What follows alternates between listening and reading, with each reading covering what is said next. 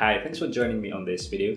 Today I'm going to show you what I get up to. I've got two interviews and each interview is for salaried GP posts. The first interview is at 3 p.m. and the second interview is at 6 p.m. I've applied a few salaried GP posts. My plan is to start off locuming and then depending on where I get a practice that will fit, then I will probably commit to salaried work. Research is so important when you're applying for a job. It's important that you do your research before you even apply because you want to look at a practice that will fit you.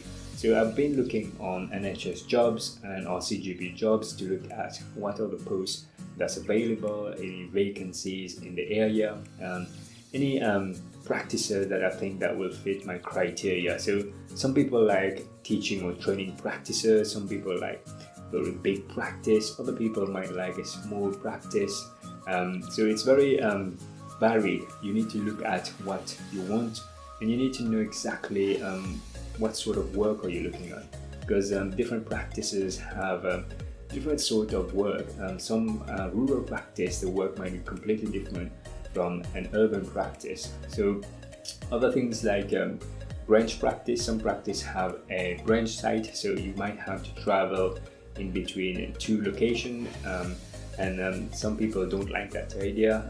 The other thing is to look at how many partners are there in the practice.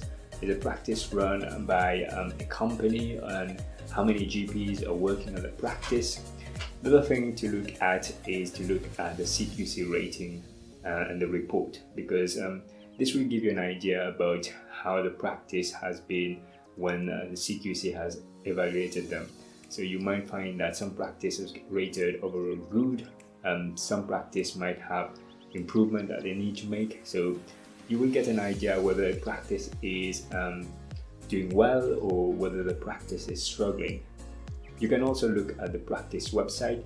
You get information about the practice, what are the GPs who are working there, what special interests they might have, whether this is a teaching practice. So you get more information when you look at the practice website. Due to the pandemic, many of the practices are conducting their interview online on Microsoft Teams or Zoom. So it's quite convenient actually to have the interview because you don't have to travel far away. But usually it's a good practice to organize a visit so that you get to see the practice and meet the team. And it also shows initiative that you're making the effort to learn more about the practice and to show up. So this is something that might help you to get shortlisted for the interview and make a good impression when you're going in.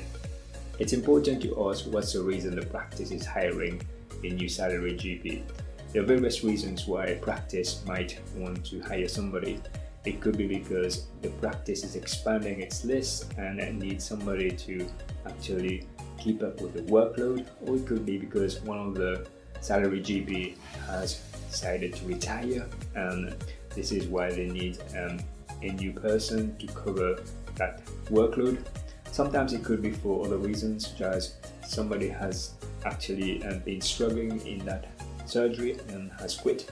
Then this is very important because then it might show that there's some underlying problem to the running of a practice. So it's important that you know if you're getting into a practice that you don't go in blindly. So my interview is in 20 minutes. I'll just get ready and I'll see you shortly.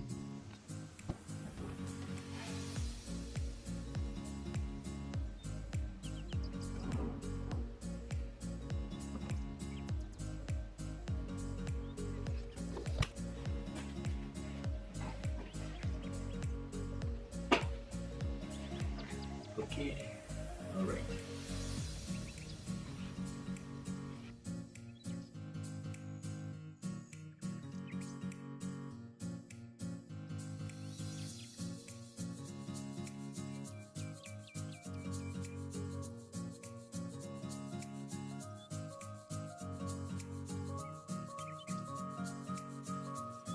I've just finished the first interview.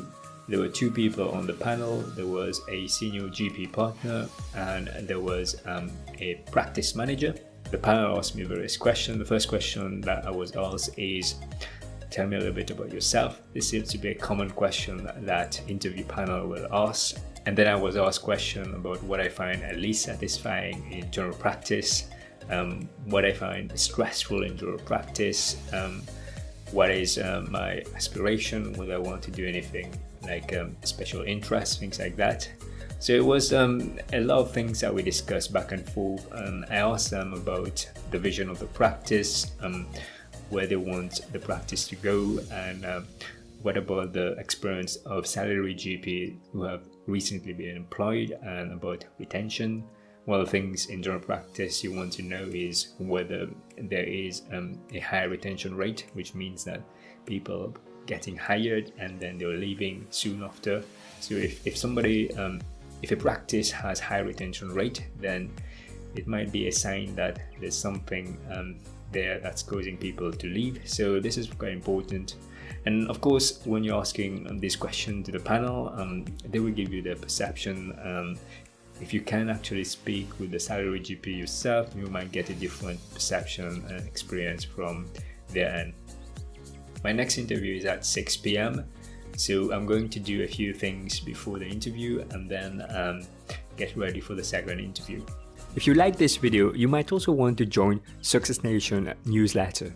As a member of our community, you'll receive exclusive happiness and success insights straight to your inbox.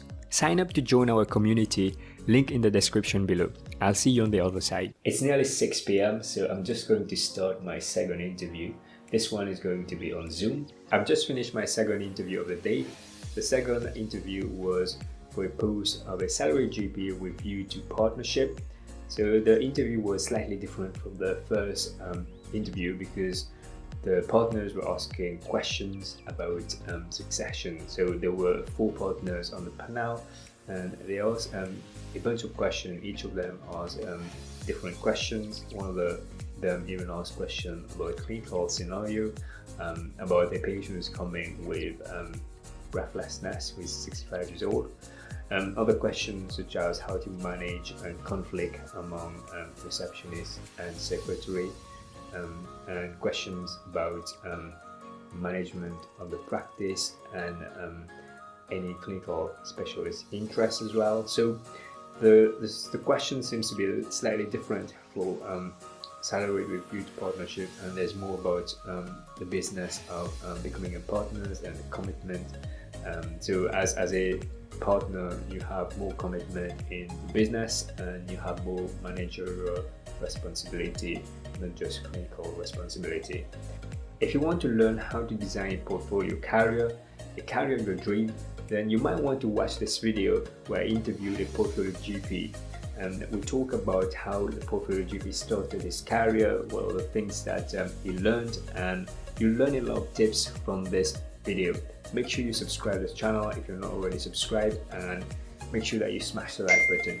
Thank you very much for watching this video. I hope you find it useful. Let me know down in the comment section if you have any question. If you're preparing for your interviews, I will try my best to answer your question. Take care everybody. Bye bye.